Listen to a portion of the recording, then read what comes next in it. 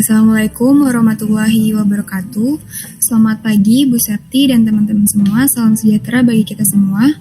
Sebelumnya kami mengucapkan terima kasih banyak kepada Bu Septi karena sudah memberikan kesempatan kepada kami untuk bisa presentasi pada hari ini.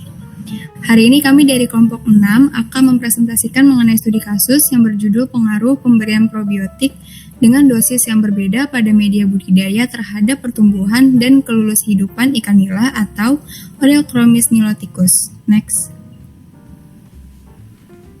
Selanjutnya ini merupakan anggota kelompok dari kelompok 6. Yang pertama itu ada Muhammad Nuzulul Insan, yang kedua Kenya Aprilia Chandra, yang ketiga Kansa Azahra, yang keempat Naura Sofia Radinan, saya sendiri, yang kelima Tirza Cynthia Setialusi, yang keenam Widi Ayomloka, dan yang terakhir Zahra Fatih Rahimah.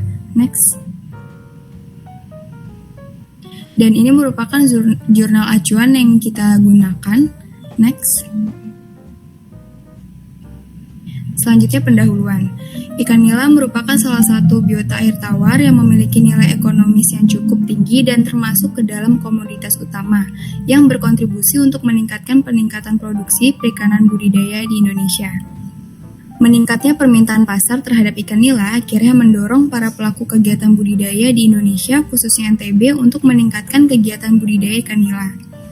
Prospek budidaya ikan nila yang cukup menjanjikan membuat semakin berkembangnya teknik serta jumlah kegiatan budidaya yang dilakukan, diantaranya budidaya dengan sistem intensif ataupun super intensif. Probiotik juga berfungsi untuk meningkatkan pertumbuhan ikan nila. Dalam hal ini terjadi persaingan dalam mendapatkan nutrisi antara bakteri dengan nutrisi yang dicerna oleh ikan sendiri. Hal tersebut terjadi karena jumlah bakteri yang terlalu besar dalam media budidaya dan juga saluran pencernaan. Apabila populasi bakteri terlalu tinggi, akan menyebabkan terjadinya penurunan bobot mutlak ikan karena terjadinya persaingan antar organisme dalam pemanfaatan nutrisi dan oksigen dalam lingkungan budidaya. Next. Penyebabnya yaitu ikan nila merupakan jenis ikan air tawar yang memiliki nilai ekonomis dan merupakan salah satu ikan air tawar yang memiliki permintaan pasar yang cukup tinggi. Karena permintaan pasar yang tinggi ini terkadang tidak sebanding dengan hasil budidaya yang biasanya didapatkan, maka para pelaku kegiatan budidaya menggunakan berbagai macam metode budidaya untuk memperoleh hasil yang lebih besar dibandingkan sebelumnya. Next. Metodenya ini merupakan penelitian eksperimental yang dilaksanakan dengan menguji hipotesis dengan bentuk sebab akibat melalui manipulasi variabel bebas, seperti perlakuan dalam menganalisa perubahan yang terjadi akibat dari beberapa perlakuan tersebut. Dalam penelitian ini, metode yang digunakan adalah metode rancangan acak lengkap atau RAI. Metode ini menggunakan faktor perbedaan dari dosis probiotik yang telah diberikan pada media budidaya dengan 4 perlakuan dan 3 kali pengulangan sehingga diperoleh total 12 unit percobaan. Probiotik yang digunakan adalah M4 yang mengandung beberapa jenis mikroorganisme seperti Lactobacillus cereus dan Saccharomyces cerevisiae. Pada unit percobaan terbagi menjadi 4 perlakuan, yaitu perlakuan pertama tanpa penambahan probiotik, perlakuan kedua dengan penambahan probiotik sebesar 0,5 ml per liter air. Perlakuan ketiga dengan penambahan probiotik sebesar 1,5, perlakuan keempat dengan penambahan probiotik sebesar 2,5. Next. Tahapan metode penelitian adalah sebagai berikut. Pertama itu persiapan wadah pemeliharaan, dilakukan dengan menyiapkan wadah berupa kontainer dengan kapasitas 40 liter yang sebelumnya telah dicuci dengan deterjen, kemudian dibilas sampai bersih dan bau deterjen menghilang. Yang kedua, persiapan biota. Biota yang digunakan adalah benih ikan nila yang memiliki kisaran ukuran 4-5 cm. Dalam setiap wadah akan diisi dengan 30 ekor benih, sehingga total benih ikan yang digunakan dalam penelitian ada 360 ekor. Untuk slide selanjutnya akan dijelaskan oleh rekan saya. Selanjutnya saya Kenya Aprilia akan melanjutkan presentasi. Berikutnya yaitu pemeliharaan dan pemberian pakan. Pemeliharaan ikan nila dilakukan selama 30 hari dengan jumlah 30 ekor per 20 liter air dalam setiap wadahnya, dengan kepadatan 1,5 ekor per liter. Selama penelitian berlangsung, tidak dilakukan pergantian air pada P2, P3, dan P4, sedangkan pada P1 dilakukan penyiponan setiap 7 hari sekali. Ikan yang telah dimasukkan ke dalam wadah kemudian akan diberi probiotik sesuai dosis pada setiap perlakuan secara berkala, setiap 7 hari sekali. Bahkan ikan yang diberikan selama pemeliharaan berlangsung yaitu 5% dari bobot total yang dilakukan 3 kali sehari. Selanjutnya yaitu pengukuran kualitas air. Pengukuran ini dilakukan setiap 10 hari sekali dengan mengukur pH, DO, suhu, kepadatan plankton, kepadatan bakteri, kadar amonia air, dan nitrat. Metode selanjutnya yaitu pengamatan isi lambung ikan. Pengamatan dilakukan pada akhir penelitian dengan menggunakan mikroskop. Pengambilan lambung ikan dilakukan dengan membedah bagian abdominal mulai dari anus sampai ke bagian operkulum. Isi lambung diamati di bawah mikroskop beberapa jam setelah pemberian pakan di pagi hari. Selanjutnya yaitu pengamatan kepadatan bakteri. Dilakukan untuk menghitung kepadatan bakteri yang tumbuh pada media pemeliharaan. Kepadatan bakteri ini dihitung menggunakan metode total plate count. Selanjutnya yaitu perhitungan tingkat kelangsungan hidup atau SR. Tingkat kelangsungan hidup yaitu seluruh jumlah biota yang hidup dibagi dengan jumlah biota yang telah disebar dalam wadah selama proses penelitian. Nilai tingkat kelangsungan hidup dinyatakan dengan rumus yaitu tingkat kelangsungan hidup sama dengan jumlah biota di akhir penelitian dibagi jumlah biota di awal penelitian dikali 100%. Selanjutnya perhitungan pertumbuhan mutlak atau WM. Untuk mengetahui nilai pertumbuhan mutlak, maka biomasa ikan di akhir penelitian akan dihitung dengan menggunakan rumus sebagai berikut, di mana pertumbuhan mutlak rata-rata biota sama dengan berat rata-rata hewan uji pada akhir penelitian dikurangi berat rata-rata hewan uji pada awal penelitian. Selanjutnya akan dijelaskan oleh rekan saya. Selanjutnya yaitu perhitungan laju pertumbuhan spesifik.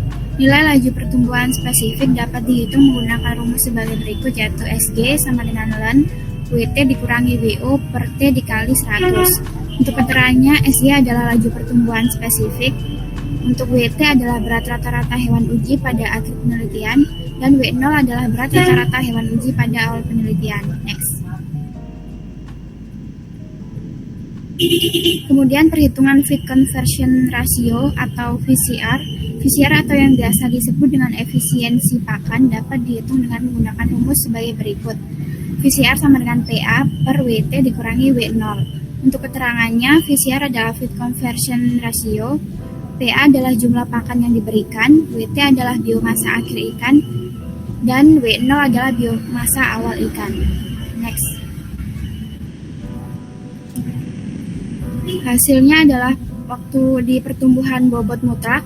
Setelah dilakukannya pengamatan selama pemeliharaan 30 hari, maka hasil menunjukkan bahwa terdapat beberapa perbedaan pada pertumbuhan bobot mutlak ikan pada berbagai perlakuan pemberian probiotik pada media budidaya.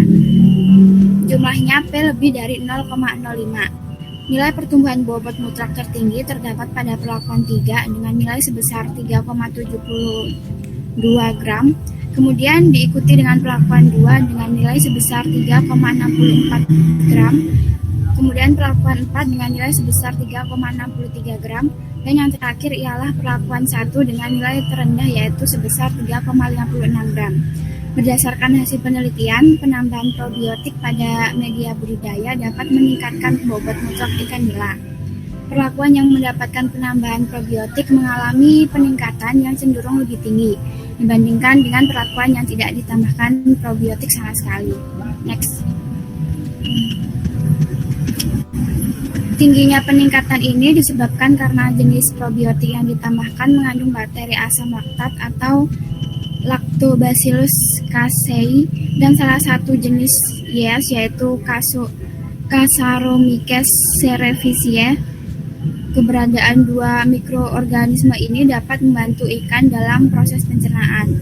Bakteri asam laktat berperan dalam merombak protein menjadi lebih sederhana, sedangkan Saccharomyces cerevisiae berperan dalam meningkatkan sistem imun dari ikan nila. Selanjutnya akan dijelaskan oleh rekan saya.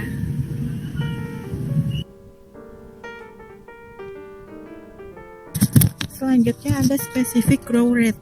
Berdasarkan hasil penelitian, maka terdapat perbedaan laju pertumbuhan spesifik ikan, berbagai perlakuan penambahan probiotik selama masa 30 hari pemeliharaan. Nilai rata-rata laju pertumbuhan tertinggi terdapat pada perlakuan 3 dengan nilai sebesar 5,27%. Kemudian diikuti dengan perlakuan 2 dengan nilai sebesar 5,22%. Perlakuan 4 dengan nilai sebesar 5,21%. Dan yang terakhir pada perlakuan 1 dengan nilai terendah yaitu sebesar 5,16%. Next. Hasil penelitian menunjukkan bahwa nilai pada perlakuan 3, perlakuan 2, dan perlakuan 4 lebih tinggi jika dibandingkan dengan perlakuan 1. Hal ini dikarenakan probiotik EM4 dengan dosis 1,5 ml dapat mengoptimalkan proses pencernaan pada ikan. Mikroorganisme yang terdapat pada EM4 masuk ke dalam sistem pencernaan ikan dan membantu dalam proses penyerapan sari-sari makanan. Selain itu juga membantu dalam proses peningkatan protein dari pakan sehingga laju pertumbuhan spesifiknya pun turut meningkat. Next. Selanjutnya ada feed conversion rate. Berdasarkan hasil penelitian selama masa 30 hari pemeliharaan, ditemukan bahwa terjadi perbedaan nilai konversi pakan pada berbagai perlakuan penambahan probiotik.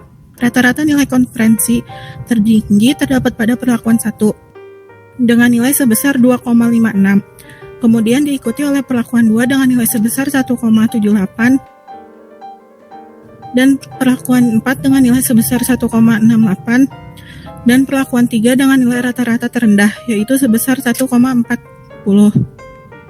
Hasil penelitian menunjukkan bahwa kadar nilai tertinggi terdapat pada perlakuan 1 dan nilai terendah terdapat pada perlakuan 3. Hal ini membuktikan bahwa pemberian probiotik dapat mempengaruhi nilai konversi pakan. Next.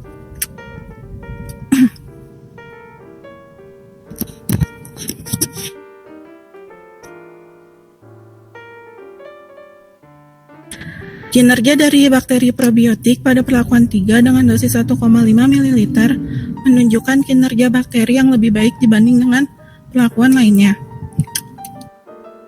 Bakteri probiotik dapat menjaga kualitas air pada media budidaya dan juga dapat membantu dalam proses pencernaan. Menurut Syadilah tahun 2020, Lactobacillus sp dapat memecah senyawa protein sehingga dapat lebih mudah dikonsumsi oleh biota.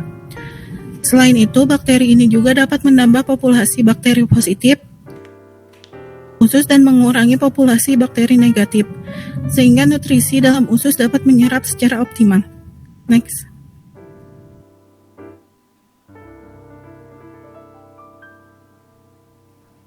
Lalu selanjutnya ada survival rate. Hasil penelitian menunjukkan bahwa terdapat perbedaan nilai SR pada perlakuan penambahan probiotik dalam setiap wadah selama masa pemeliharaan 30 hari. Nilai tertinggi dalam rata-rata nilai SR didapat pada perlakuan 3 dengan nilai sebesar 76,7%, kemudian diikuti oleh perlakuan 4 sebesar 67,8%, perlakuan 2 dengan nilai sebesar 64,4%, dan yang terakhir pada perlakuan 1 yang mendapat nilai terendah yaitu 52,2%. Dapat dikatakan bahwa pemberian probiotik memberikan pengaruh yang cukup besar berdasarkan hasil penelitian mengenai nilai rata-rata pelulus hidupan ikan. Next. Probiotik EM4 membantu dalam menjaga kualitas air media pemeliharaan dan juga dapat membantu untuk meningkatkan imun ikan nila. Lactobacillus casei dapat menekan bakteri patogen yang ada di dalam lingkungan perairan sehingga dapat menjaga imun ikan nila.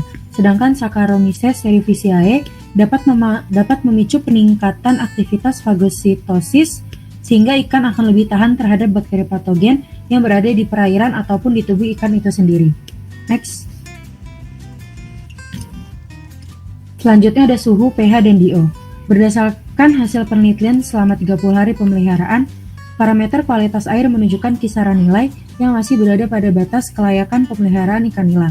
Dengan nilai suhu yang berkisar antara 28,3 sampai 29,2 derajat Celcius, nilai pH yang berkisar antara 7,3 sampai 7,9, dan nilai DO yang berkisar antara 4,7 sampai 6,6 mg per liter.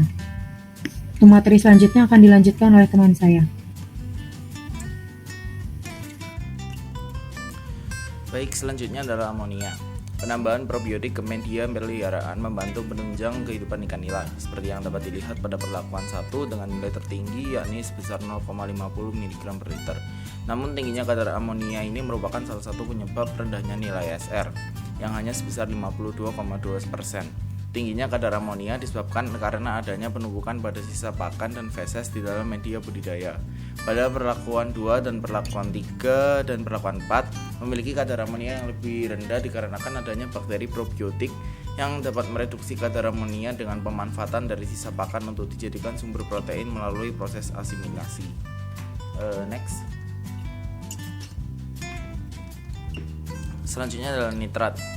Rata-rata nilai kadar nitrat memiliki hasil yang relatif sama pada setiap perlakuan, yakni sebesar 16,7 mg per liter. Nilai ini berada dalam batas aman karena kadar nitrat masih dapat ditoleransi oleh ikan budidaya sampai nilai sebesar 40 mg per liter. Untuk menghasilkan pertumbuhan yang lebih optimal, maka batas kadar nitrat berada pada nilai di bawah 10 mg per liter. Bakteri heterotrof yang terdapat pada probiotik EM4 mereduksi sisa bahan organik pada pakan dan feses agar tidak terjadi lonjakan. Bahan organik yang berupa amonia, nitrat, dan nitrit ini kemudian dimanfaatkan sebagai sumber energi bagi pertumbuhan bakteri heterotrof. Next.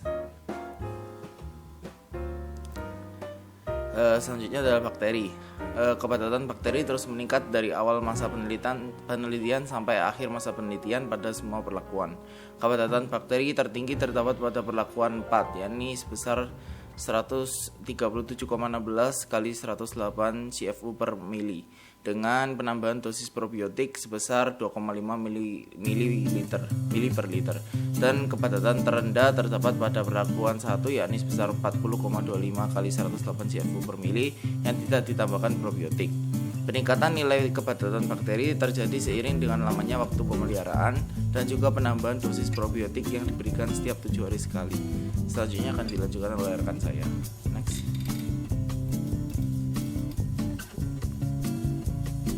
Selanjutnya yaitu dampak. Ikan nila merupakan jenis ikan air tawar yang memiliki nilai ekonomis dan merupakan salah satu ikan air tawar yang memiliki permintaan pasar yang cukup tinggi. Permintaan pasar yang tinggi terkadang tidak sebanding dengan hasil budidaya yang biasanya didapatkan, maka para pelaku kegiatan budidaya menggunakan berbagai macam metode budidaya untuk memperoleh hasil yang lebih besar dibandingkan sebelumnya. Berbagai cara dilakukan untuk menjaga baku mutu air yang digunakan dalam proses budidaya, seperti penggunaan sistem RAS, pemanfaatan kincir pada kolam pemeliharaan, dan pengaplikasian probiotik. Di antara metode tersebut yang paling sering dijumpai dan paling umum digunakan adalah pengaplikasian probiotik karena harganya yang terjangkau dan juga mudah untuk diperoleh. Next. Selanjutnya yaitu probiotik berfungsi untuk meningkatkan pertumbuhan ikan, menghambat pertumbuhan patogen, meningkatkan pencernaan nutrisi, meningkatkan kualitas air, mencegah stres pada ikan, dan juga dapat merangsang pertahanan non-spesifik larva ikan. Salah satu jenis probiotik yang sering digunakan pada proses budidaya ikan nila adalah probiotik EM4, di mana probiotik ini mengandung 2 jenis mikroorganisme yang memiliki kemampuan untuk menjaga kualitas air budidaya dan sekaligus membantu sistem pencernaan ikan nila. Penggunaan probiotik sangat penting untuk dilakukan dalam kegiatan budidaya. Akan tetapi, jumlah penggunaan probiotik juga harus diperhatikan karena penggunaan probiotik secara berlebihan dapat meningkatkan mortalitas atau tingkat kematian pada ikan. Next. Selanjutnya solusinya yaitu menurut Pratama dan Manan tahun 2017, probiotik EM4 efektif mikroorganisme 4 memiliki kemampuan menjaga kualitas air dan membantu sistem pencernaan ikan. Namun, pemberian probiotik ini dapat memberi pengaruh terhadap produksi amonia, nitrit, dan nitrat tergantung isi bakterinya. Probiotik yang berisi bakteri Lactobacillus, Nitrosomonas, dan Bacillus berpengaruh terhadap penurunan kadar amonia, nitrit, dan nitrat sehingga dapat digunakan dalam budidaya ikan dalam sistem aquaponik dengan harapan dapat mengurangi tingkat konsumsi air dan meningkatkan produksi budidaya. Selain isi bakteri, pemberian dosis probiotik E4 yang tepat adalah 1,5 mm air karena dapat menghasilkan pertumbuhan dan survival rate ikan yang terbaik. Next. Sekian, terima kasih.